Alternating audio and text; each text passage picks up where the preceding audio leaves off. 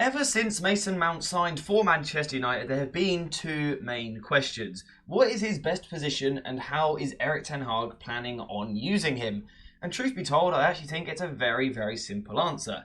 Basically, because Erik ten Hag said this last summer, and then also on his return from injury, Mason Mount said this in the middle of last season. Combine this with the fact that a couple of days ago in pre-season we saw Mason Mount playing as a deep midfielder, I think it's clear where Erik ten Hag wants to use him. The question is, what will he bring and how should he be used in that position?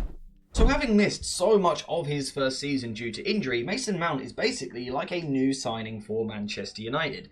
And because of that, I want to quickly recap some of his strengths as a player, really talk about what he wants to do on the football pitch. For me, Mason Mount is the best receiving between the lines, looking to play slightly higher up the pitch, receive between the lines and play receiving the ball on his back foot, allowing him to open his body up, receive on the half turn, look to turn and carry the ball forward. This is where he is really strong. Receiving high and turning, but then also importantly as well, the ball carrying capabilities. Something which the United midfield in general lacks, to be honest, ball carrying power. Mason Mount brings it. He's got brilliant acceleration in the middle of the pitch over the first few yards, allowing him to move away from the opposition. Something else that Mount is good at as well is his passing. He is a good retention passer, although there is an overemphasis on forward passing. That is certainly his first instinct, to move the ball forward. So he's not a deep player who is going to completely dictate the tempo of the game by moving the ball sideways a lot, but he's also not like Bruno Fernandes, who is going to overturn possession a fair bit. Mason Mount is a sort of in-between player. Someone who understands that yes, he needs to keep the ball for his side, but also his intention is to get the ball moving forward. And that is because ultimately, one of the real strong points of his game is his penetrative runs in the final third of the pitch. His ability to get into the final third, to make runs into the box, to create chances and also to score goals. Whether that be through good ball striking, he hits the ball very well, connects very well and is a good goal scorer.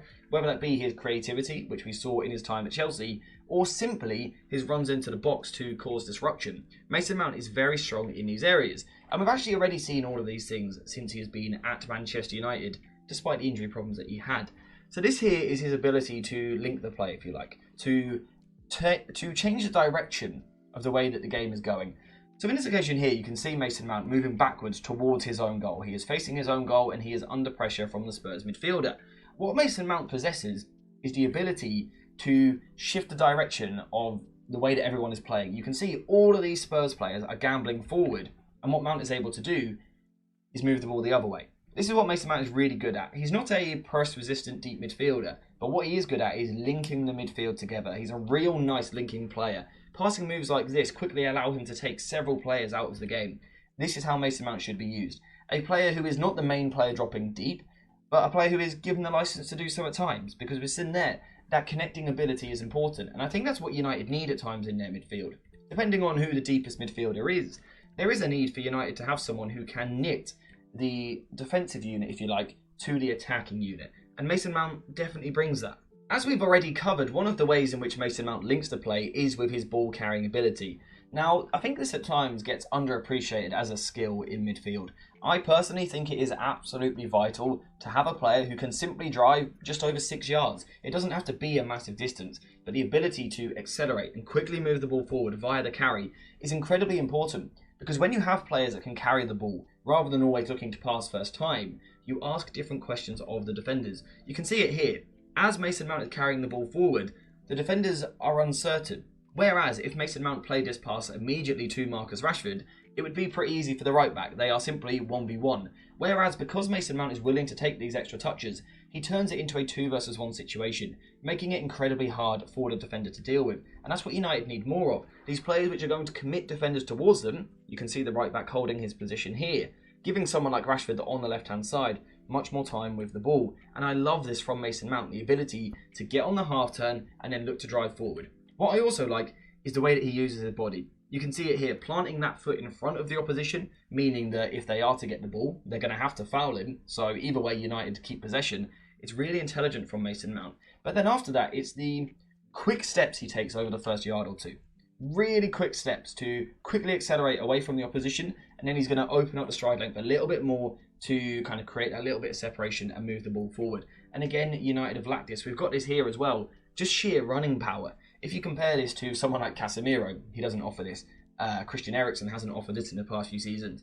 Even fan favourite Kobbie Mainoo, right, who we all know and absolutely adore, doesn't have this ability to carry in this way. Certainly not at the moment anyway. Mason Mount certainly does. He certainly does. Kobbie, if you like, goes past players using a bit more subtlety. Mason Mount has the pure energy, the acceleration over the first couple of yards to move past players in a different way. And again, I think this is something which United are absolutely crying out for. The ability to take a couple of players out of the game and then move the ball onwards. The other thing we, of course, also discussed is the willingness and the ability to move the ball forward, also with passing. Like I said, Mason Mount is a good passer. He is a good technical player. He understands weighting of pass and things like that. Although his instinct is definitely always forward. He is always looking, can I get this ball forward from my side? So sometimes he will play safe passes, but he's certainly not a player you want to dictate the game with. He's just simply not that sort of profile. He's not a midfielder who you want to get 100 touches on the ball, because he is always looking to get this ball forward nice and quickly, which of course is a positive and a negative. I think it depends on kind of what game you're playing in. We'll come back onto that later. But in general, I still think this is a good thing. This is Mason Mount being positive. This is why he was a good signing, because he brings lots of energy to the midfield, but also a lot of technical ability on the ball as well. And then, of course, on top of all of that, maybe one of the big pluses of having him is getting him into the final third of the pitch, getting him into these areas. He loves crashing into the box, making these runs into the penalty area. Last season, he didn't really have the luck with the finishing, a couple of deflected efforts, a couple of efforts which he arguably should have done better with. He should have scored or he should have hit the target, but didn't. But certainly you can see him getting into these positions, and it's a nightmare for defenders to deal with when your midfielders are willing to make these sorts of runs. And what you will notice in this particular clip, if we quickly mark it up here, is the striker that is up there with him is Anthony Martial. And with Manchester United signing someone quite similar in Joshua Zirkzee this summer, it does again make you think Mason Mount could maybe come into the team and bring something a little bit different to the side. So why did Manchester United sign Mason Mount? Because he brings all of that complete package on the ball. That is without even talking about off the ball what he does. He works incredibly hard. He's a great presser, covers a lot of ground, tracks back, all of that good stuff. So that's what he brings. The question now, I guess, is how can United use that, and when should United use that?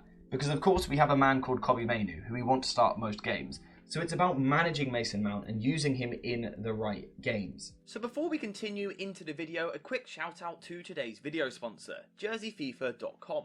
The home of all of the greatest football kits. Whether that be the new latest releases or the old classic ones like this, Jersey FIFA has something for everyone, and now you can check it out yourself using the link in the description down below. And also make sure to use code JerseyFifa for 10% off when you order. So if Kobbie Mainoo is to start most games for United next season, which I think he certainly will, alongside hopefully a new, deeper ball-winning midfielder, if those two are to be the starters, the question is, when do we bring Mount in? Because he's got all of those brilliant qualities and attributes that we've just spoken about, and I still believe he's a quality squad player. But the question is, for him to really be a good squad player, you have to have instances where you can bring him into the team. Perhaps certain games where you start him ahead of Kobbie Mainoo. So what sort of games do you look for that? Well, there's a few different ones for me personally. One of the games, or one of the setups if you like, where I would bring Kobbie Mainoo out of the team and Mason Mount in, would be a game where you are looking to go for an incredibly aggressive high press. Don't get me wrong, Kobbie Mainoo is a good presser. He's certainly developed in that area, but Mason Mount would still be another level. So an instance where you could bring Mount into the side is a game where you want to go with an incredibly aggressive man-to-man press, and you're really relying on your individuals to win their duels. So that could be a system where perhaps one of your fullbacks is connecting all the way to the press. Perhaps you are going super aggressive like this when the opposition have the ball from goal kicks. When you want to go incredibly aggressive all over the pitch, man-to-man, this is certainly the sort of game which Mason Mount could come into the side and certainly be an upgrade on Kobbie Mainoo for that type of game. Continuing on the theme of pressure, another instance where you could bring Mason Mount into the side is when there's actually no pressure on Manchester United in deep areas. We of course know that Kobbie Mainoo is brilliant at dropping into these deep positions, getting on the turn and helping us out in these areas. His technical security is absolutely brilliant. But in games where we don't face a high press at all, in games where the opposition completely sit off and park the bus, you almost don't need that press resistance from Kobbie Mainoo. So again, this is a game perhaps where you bring Mason Mount into the side, someone who wants to play a little bit higher, not dropping deep into these positions, starting higher in between the lines, again looking to receive on the back foot, turn and get forward at the opposition, and bring a little bit of creativity. Again, Kobbie Mainoo of course chipped in with some crucial goals last season, but Mason Mount naturally is the more attacking player. He is the more creative player. He's got that better ball striking in the final third of the pitch. So that is perhaps another instance where you could bring Mason Mount in for certain games. Against teams that want to sit incredibly deep, you've got other players responsible for controlling the tempo of the game, and you want that pure creative outlet in the midfield. And then finally, perhaps the other type of game where you bring someone like Mason Mount in is the games where it's just chaotic. We've seen a few of those games under Erik ten Hag. I think back to the Chelsea games last season. Those games which are incredibly end-to-end, almost like a basketball game. That's where you could bring Mason Mount in, purely because of his athletic capabilities and his energy levels, just shuttling up and down the pitch. The fact that he can, of course, bring a lot to the side on the ball, but also defensively as well. He covers a lot of ground. Those are the games where you could use him. Again, hopefully we aren't going to see too many of those games this season. Hopefully we will see a more controlled approach. But if there are games which are going to open up and be incredibly end-to-end like this, Mason Mount is without doubt a useful player. So, to kind of summarise it all and to cap it all off, what is Mason Mount? For me, he is a second/third phase player. Whereas when we look at Kobbie Mainoo, he's more of a first/second. You see the difference, right? Mason Mount is that slightly more attacking version. So for me, you bring him in for games where you are looking to sustain pressure high in the final third. You're looking to press incredibly high. You are given a lot of time on the ball perhaps as well, and you want to be incredibly attacking. But also end-to-end games. Games where you're looking for a slower pace, more of a controlled tempo. You then bring Kobbie Mainoo back into the side. So overall, what is Mason Mount's role going to be this season? I think it's really going to be as a utility player, which makes him a good signing because he is a good utility player. He can play a lot of different positions and a lot of different tactical roles. Of course, he was incredibly expensive, which is the downside to the whole situation. He cost us a lot of money, but realistically this season, over the course of a lot of games, do I see him kind of taking Kobbie Mainoo's place? Not really. I think Kobbie Mainoo is too good. But Mason Mount can still be an excellent player for us because we need to protect Kobbie Mainoo. We cannot overplay him. We need to protect him, not give him too many minutes. You know, if he's got a knock, let's not risk him. Let's take him out of the team. Mason Mount can be the perfect player to come in and kind of take up some of that load, some of the work which Kobbie does. That is how Mason Mount should be used this season. Also, though, for tactically, to bring him into certain games where we need something a little bit different, Mason Mount can still be perfect for us. And he is still, in my opinion, the perfect squad player. Yes, he costs too much, way too much, but now we've got him, we should use him as a squad player. We should try and use him effectively for easing the fitness loads on certain players, but also tactical load as well. Those are my thoughts on Mason Mount and how he should be used this season, what his best role for the side is. But let me know what you think in the comments down below. Do you agree with me? Do you think he is that kind of Kobbie Mainoo backup, if you like, moving into next season? Let me know what you think, but apart from that, we are finished for today. So thank you guys for watching. I hope you have enjoyed it. And as always, I'll see you in the next one.